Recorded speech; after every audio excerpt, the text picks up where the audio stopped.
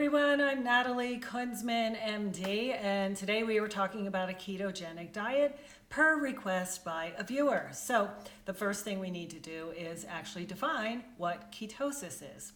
So when your body doesn't have enough carbohydrates available to use to burn for its fuel, it's going to start extracting its fuel from the fat cells. So ketogenesis will actually take the fatty acids from the stored fat and convert them into ketones, and that actually happens at the liver level. So ketones then essentially are a cellular superfuel, and one of the main powerhouses of these ketones, and there are approximately 3 of them, is beta-hydroxybutyrate. And this happens to be the most abundant ketone that's found in the blood and is the final, we'll say, end product of ketosis. And that's almost 80% of the ketones found in our body. So the other 20% might be acetoacetate, and that's not used so much for fuel per se. And then there's acetone, which is only 2% or less of a ketone that our bodies may secrete, and that typically would come out in expiration or sweat. So there is such a normal, we'll say, physiologic ketosis, which is, again, a normal response to low glucose availability. And that will provide the brain some of its energy source, of course, in the form of ketones. But I want to make sure that we don't confuse ketosis with ketoacidosis. So ketoacidosis is typically a catastrophic diabetic phenomenon in which the pH in the bloodstream becomes so acidic that it may shut down cellular functions. So the structure of the ketone versus the glucose molecule sometimes can create an acidotic environment, and that is different than physiologic ketosis. So the ideal ketogenic diet is predominantly plant-based. So I need to stress this. Plant-based diet with healthy fats at its core. So a ketogenic diet typically, and it is recommended, is 70 to 80% of those total calories are coming from the healthful fats, and the remaining 20% of the true caloric intake comes from carbohydrates and protein. And again, if we eat in these particular ratios, we will wind up going into ketosis, where it primarily burns fat for the energy.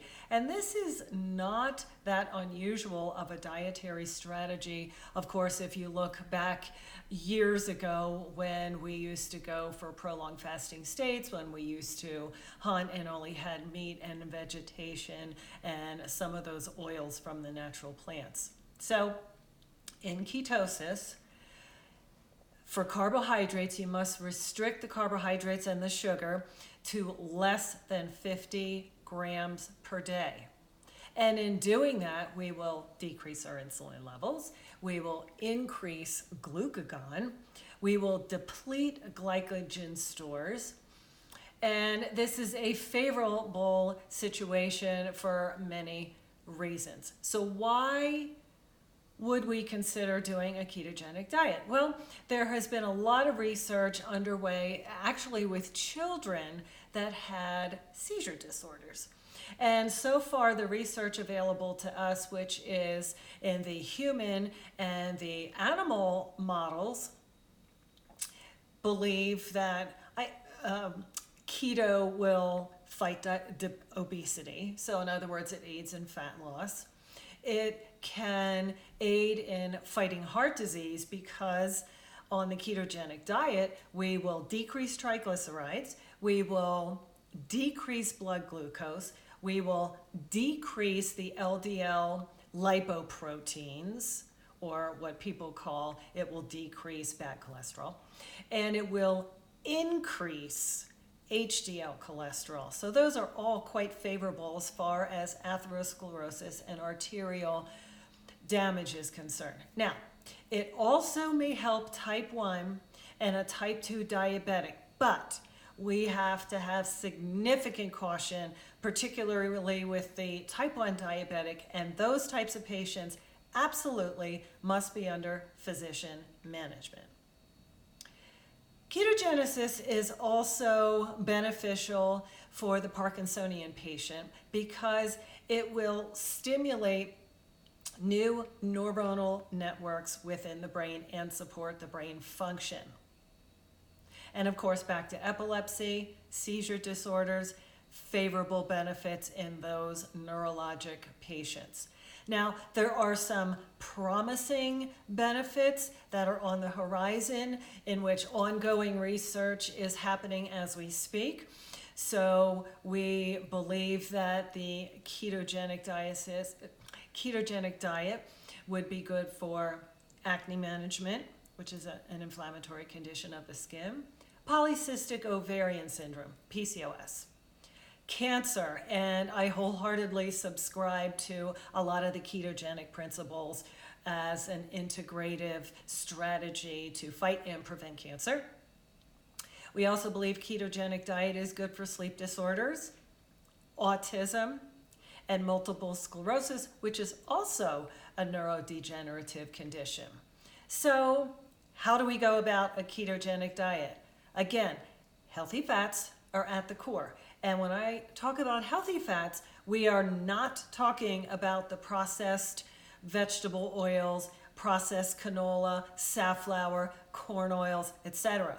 We are talking about coconut oils, fish oils from well-processed fishes, oils that come in organic nuts, avocado, the extra virgin olive oils, full fat cultured yogurt from grass-fed beef.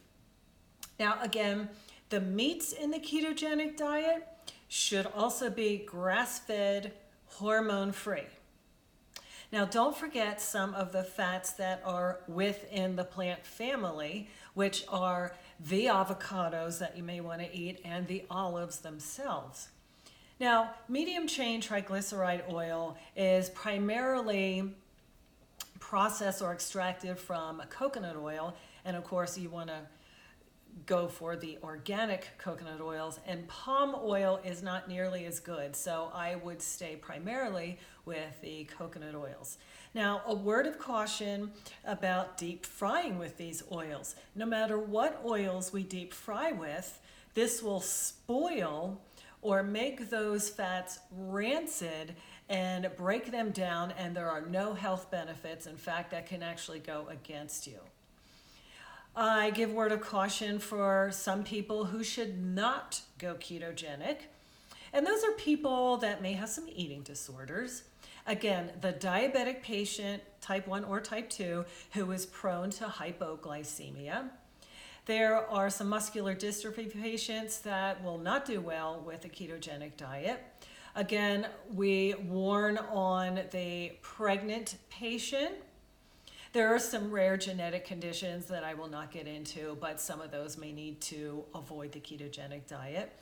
And I also talk to some of my patients that have a sluggish gallbladder, that this may be a difficult diet to sustain because, again, don't forget that gallbladder needs to secrete extra bile in response to fattier ingestion and emulsify those fats. So if the diet is high in fat, that may cause undue strain on the gallbladder. As a reminder, you could do some intermittent fasting with the ketogenic plan. I often subscribe to a nutritional detox before starting this plan. Ketogenesis may actually suppress hunger and affect the hunger hormone, so we may have less caloric intake naturally. And there's a lot of questions about whether or not you should count calories or not count calories. And there are different schools of thought of that if you are using it for specifically a weight loss strategy. So I would say, as far as ketogenic diets are concerned, you need to decide if it's right for you. If you have underlying health conditions, you must talk to a physician, such as me, to help advise to go about this dietary strategy. Again, I'm Natalie Kunsman, MD.